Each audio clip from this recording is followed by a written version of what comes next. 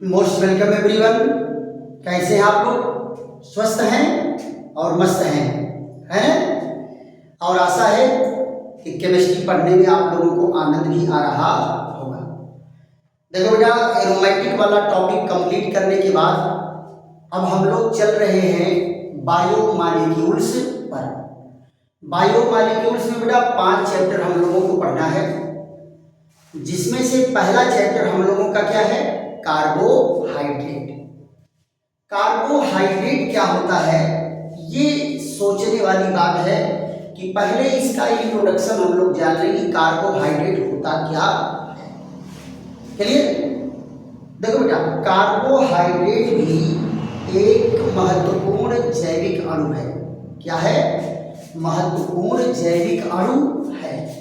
यहां ध्यान दो, पहला पॉइंट क्या है? महत्वपूर्ण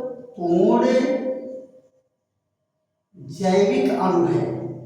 जैविक अणु है। जैविक अणु है। ये कार्बोहाइड्रेट क्या है? एक जैविक अणु है, यानी हम लोगों के शरीर में पाया जाने वाला एक महत्वपूर्ण है। पौधों का और जंतुओं का, दोनों के लिए ये महत्वपूर्ण है। दूसरी चीज क्या है? जीवों के लिए ऊर्जा का मुख्य स्रोत है। जीवों के लिए ऊर्जा का मुख्य स्रोत है। ऊर्जा का मुख्य स्रोत है। यानी कार्बोहाइड्रेट सभी जीवों के लिए, चाहे वो जंतु हो या वनस्पति हो, जंतु हो या वनस्पति हो, ऊर्जा का मुख्य स्रोत है। क्लियर? और ऊर्जा कैसे बनता है? कार्बोहाइड्रेट के ऑक्सीकरण द्वारा, है ना? लेकिन ऊर्जा कैसे बनता है, इसके पहले हम लोग ये जान लेंगे कि कार्बोहाइड्रेट कैसे बनता है। क्लियर? अब आप जरा देखो, कार्बोहाइड्रेट बनता कैसे है? प्रकाश संश्लेषण में। प्रकाश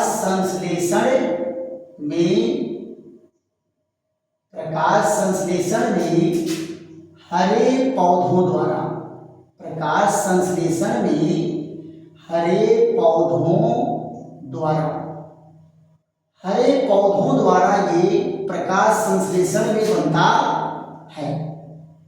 हरे पौधों द्वारा प्रकाश संश्लेषण में बनता है। बेटा देखो, प्रकाश संश्लेषण से संबंधित एक वीडियो मैं डाला हूं, उसमें प्रकाश अभिक्रिया, अप्रकाश अभिक्रिया, इन सारी चीजों के बारे में चर्चा हुआ है।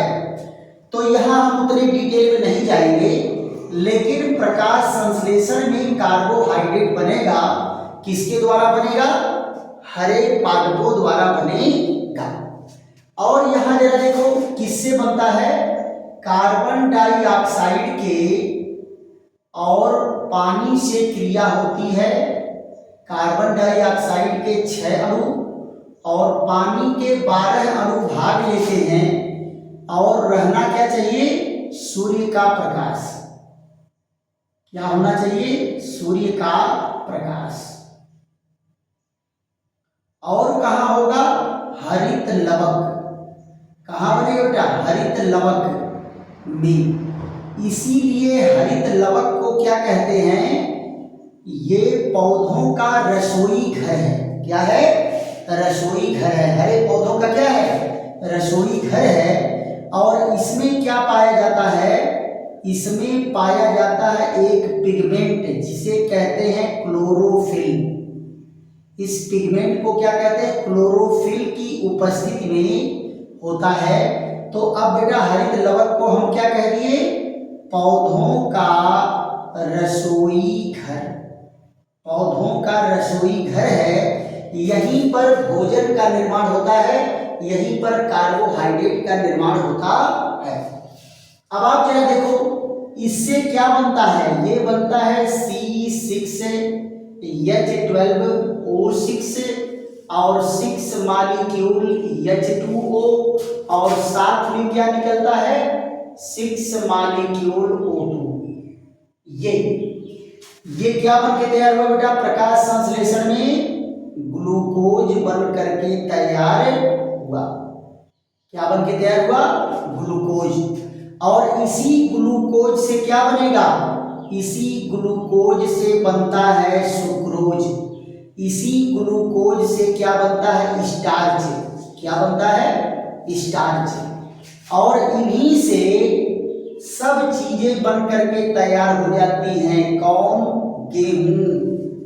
और कौन बन करके तैयार हो जाता है, चावल, गेहूं, चावल, मक्का, ज्वार, बाजरा, गुड़, शक्कर, ये सब इसी से बन करके तैयार होता है और हम लोग इसी को भोजन के रूप में लेते हैं। तो अब ध्यान देने वाली बात है कि कार्बोहाइड्रेट का निर्माण कौन किया, हरे पौधे। कार्बोहाइड्रेट का निर्माण कौन किया, हरे पौधे इसका निर्माण किए। और क्या किए, पौधों में जो भोजन अपने यूज कर पाए। जाहिर सी बात है, ये भोजन अपने लिए बनाते हैं, हमारे लिए थोड़ा बनाते हैं। हम लोग तो आतंकवादी हैं, इनसे छीन लेते हैं। क्या करते हैं, इनसे छीन लेते हैं। ये बेचारे कार्बोहाइड्रेट बनाए, कुछ तो कार्बोहाइड्रेट अपने यूज कर गए। जो थोड़ा बहुत कार्बोहाइड्रेट बचा, ये अपनी बॉडी में कहीं न कहीं स्टोर करते हैं। अगर ये भोजन को स्टोर किए जड़ में, तो हम जड़ से भोजन ले लेते हैं। अगर ये स्टोर किए तना में, तो हम तना से भोजन ले लेते हैं।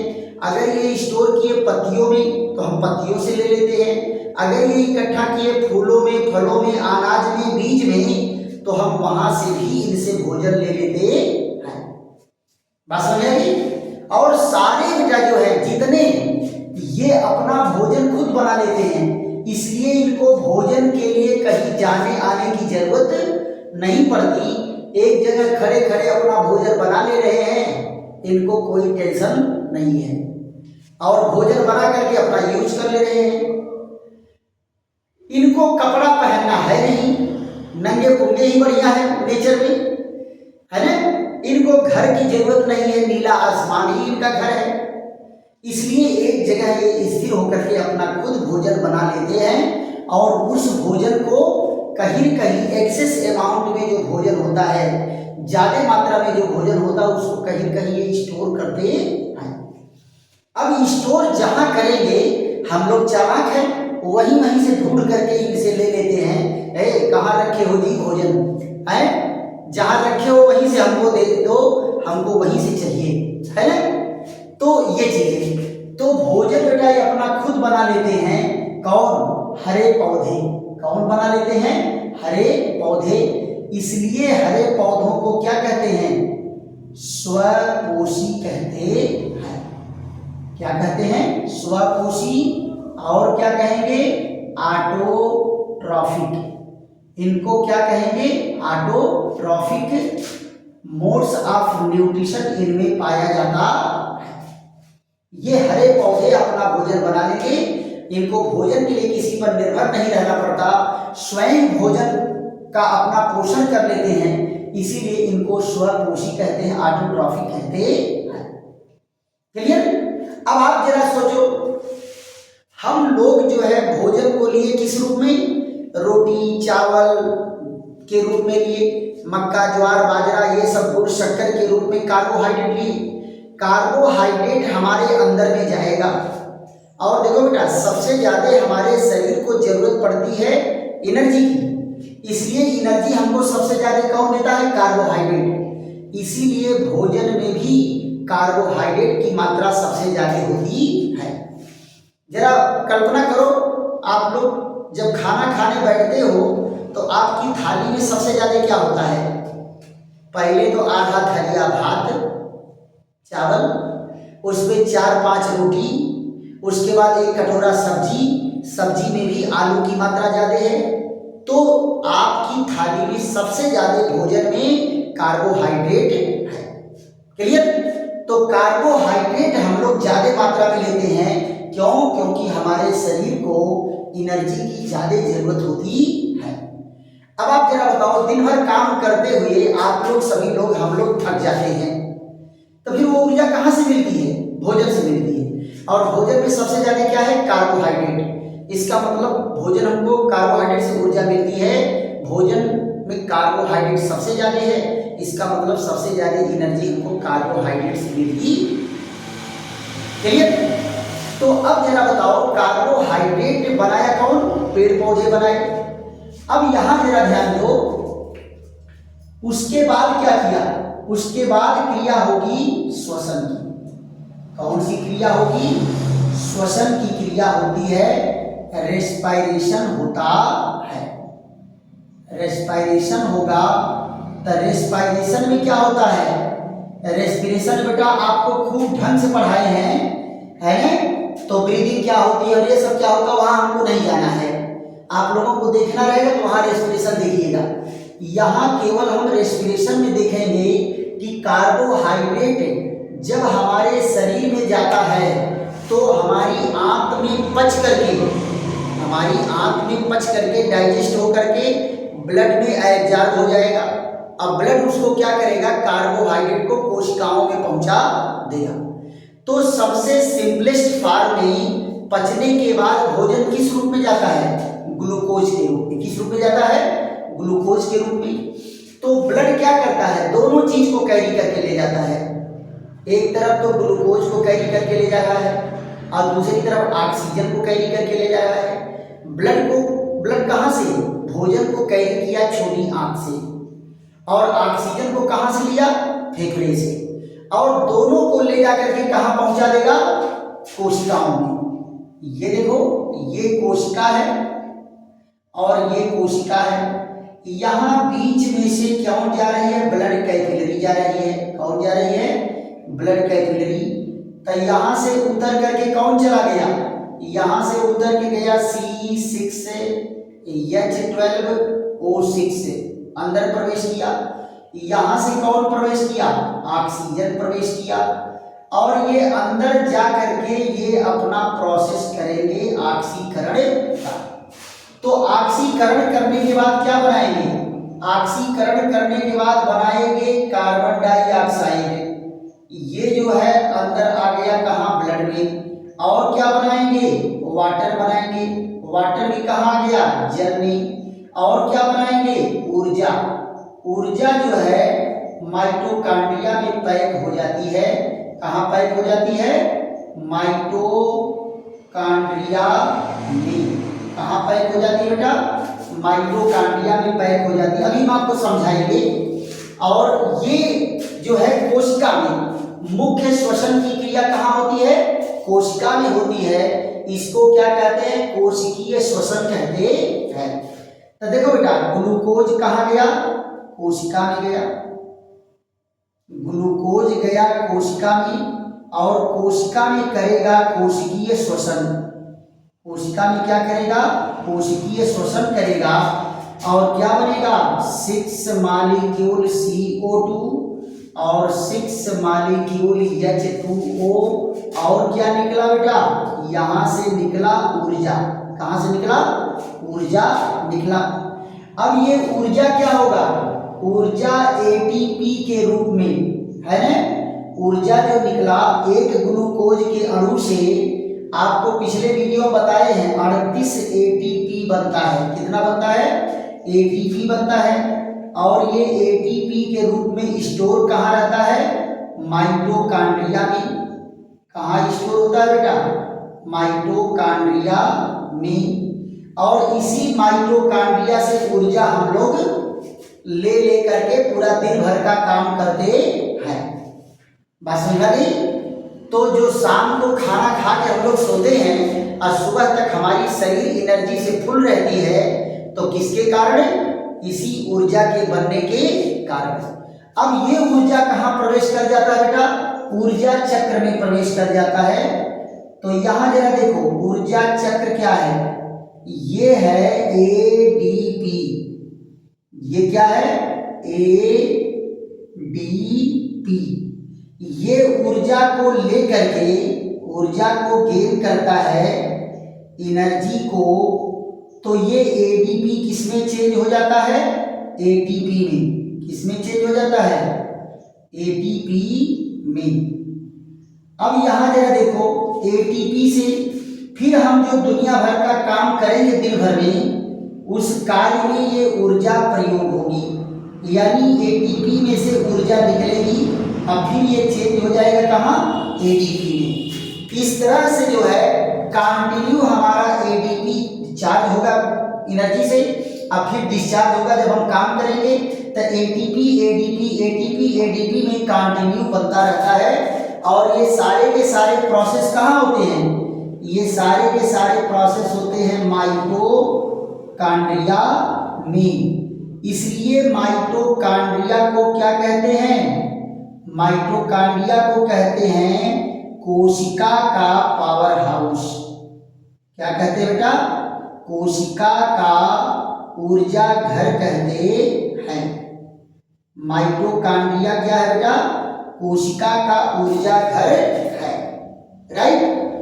तो देखो बेटा आपको मैं बता दूं कि जो इसका पहला क्वेश्चन बनता है कार्बोहाइड्रेट वाले चैप्टर का, वो मैक्सिमम 3 नंबर 4 नंबर का क्वेश्चन बनेगा, पक्का। तो 3 नंबर 4 नंबर में पूरा ग्रंथ नहीं लिखना है, पूरा ग्रंथ नहीं लिखना है, ये हमेशा ध्यान रहे कि एकदम टू द पॉइंट लिखना है। क्या, जैसे मान लो महत्वपूर्ण जैविक अणु है, जीवों के लिए ऊर्जा का मुख्य स्रोत है, प्रकाश संश्लेषण में हरे पौधों द्वारा बनता है। और फिर हरे पौधों से हम लोग भोजन के रूप में उसे ग्रहण करते हैं। और फिर हमारी कोशिकाओं में क्या होता है, श्वसन की क्रिया होगी। फिर यहाँ जो सूर्य की ऊर्जा पैक हुई है, अब देखो बेटा हरे पौधे जब भोजन बनाए तो इसमें ऊर्जा को पैक किए। वो ऊर्जा किसकी है, सूर्य की ऊर्जा है। किसकी ऊर्जा है, सूर्य की ऊर्जा है।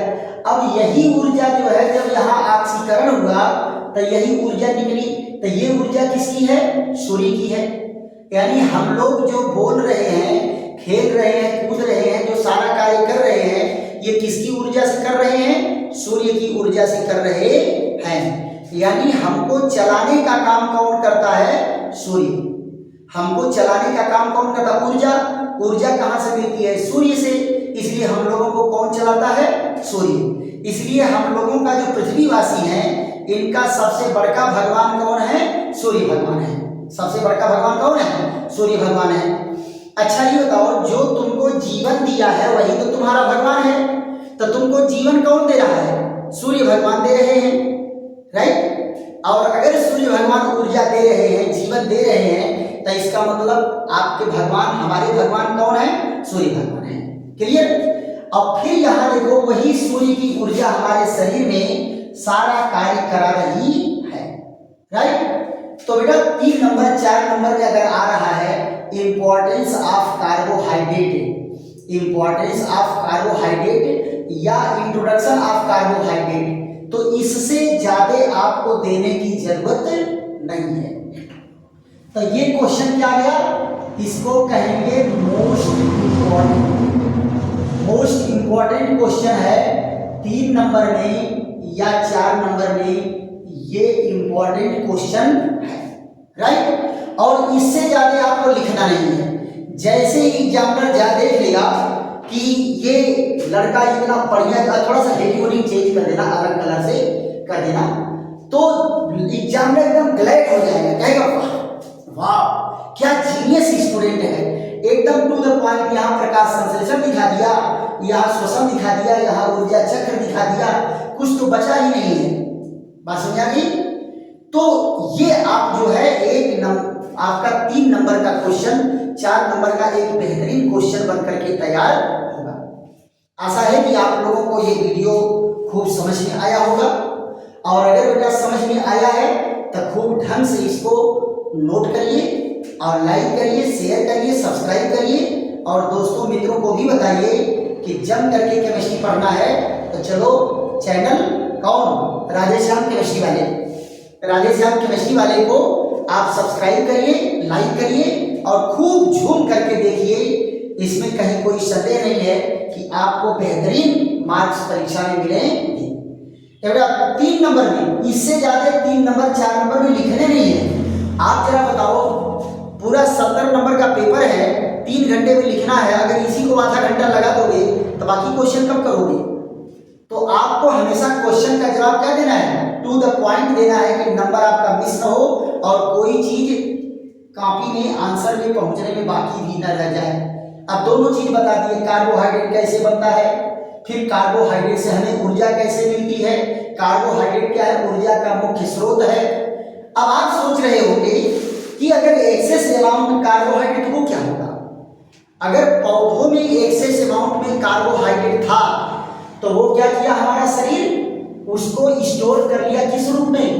अरे पेड़ पौधों का शरीर क्या किया, इस रूप में स्टोर कर लिया। जब पौधों में ज्यादा था तो स्टार्च के रूप में स्टोर कर लिया, और स्टार्च से ही क्या बना, गेहूं, ज्वार, मक्का, ज्वार, बाजरा, ये सब उसी से बने, स्टार्च से बने। तो हमारे शरीर में अगर मान लो कार्बोहाइड्रेट एक्सेस है तो क्या होगा? अब यहां जरा देखो, अतिरिक्त कार्बोहाइड्रेट क्या होगा? आपके शरीर का अतिरिक्त कार्बोहाइड्रेट क्या होगा, जरा इस पर विचार कर लो। अतिरिक्त कार्बोहाइड्रेट, ये देखिए, अतिरिक्त कार्बोहाइड्रेट अगर है, याद रखो बेटा, तो ये मान लो n नंबर ग्लूकोज, कार्बोहाइड्रेट का ग्लूकोज ज्यादा हो गया। ये कौन है? ग्लूकोज है।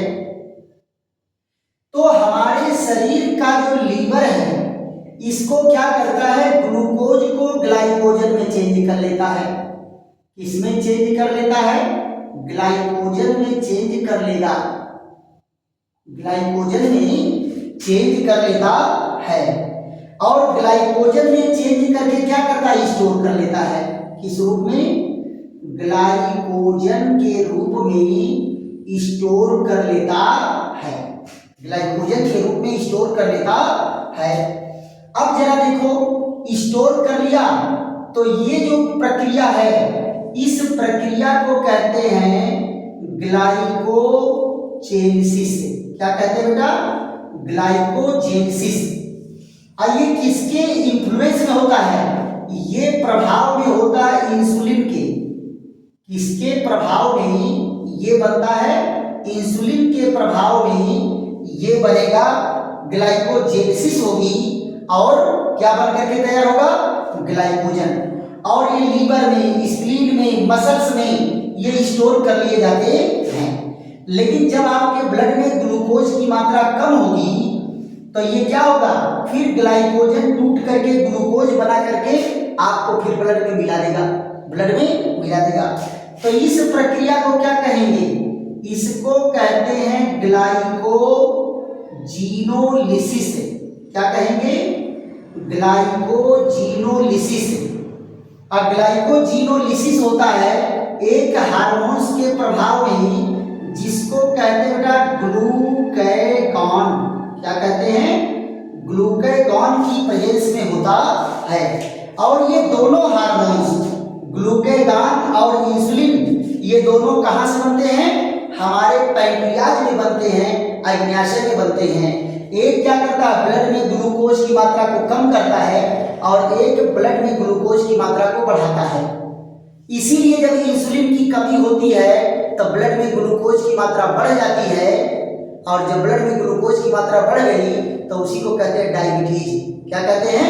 डायबिटीज कहते हैं, शुगर कहते हैं, राइट।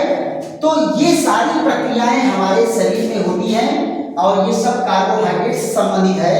अगर इतना आप दे दिए तो कोई चीज आपको शेष नहीं बचती है, और आपको 3 नंबर 4 नंबर एग्जामिनर दे करके, देखो बेटा, ऐसे ही देखते वो कुछ नहीं करेगा, सीधे रेड पेन से 4 नंबर मारेगा, आगे बढ़ जाएगा।